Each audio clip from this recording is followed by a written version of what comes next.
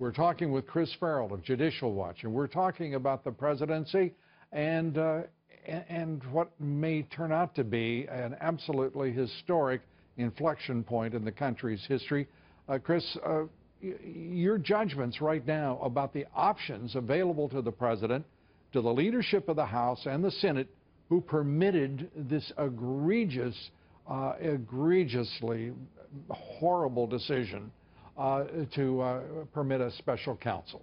There's a few things in play, Lou. Number one, you've got this case where yesterday Attorney General Sessions obviously rocked the leftists back on their heels with a very strong defense, but the deep state wouldn't allow that to occur more than 24 hours. Right.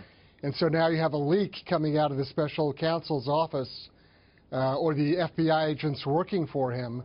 That in and of itself, you would imagine, is a form of misconduct that arguably could result in his termination. You can't have a special counsel's office, running an anti-presidential campaign on their own. So now he's got a leaking problem, just like his buddy, Mr. Comey. And let's not forget that Mueller and Comey are pals. So there's another conflict of interest there. This is a mess.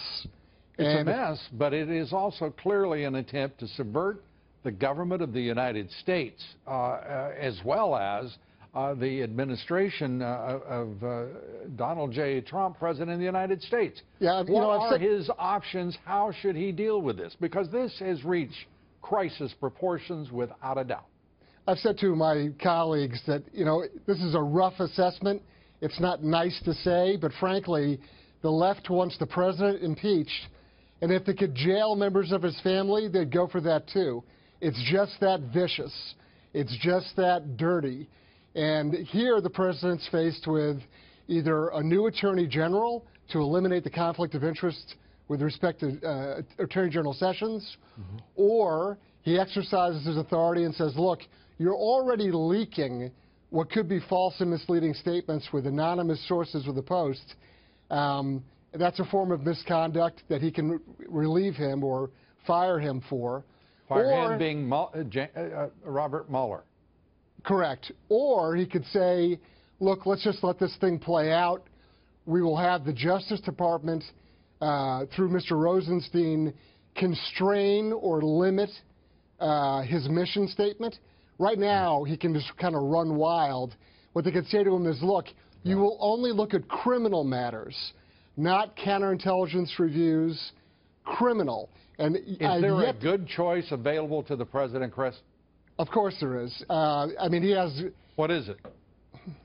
The most cautious way to proceed would be to direct Mr. Rosenstein to tell the special counsel to narrow the scope of his investigation to criminal matters. Because let me tell you something, nobody can name the criminal predicate behind whatever this investigation is all about. Okay. They can't, it's a basic interrogative, they can't answer it.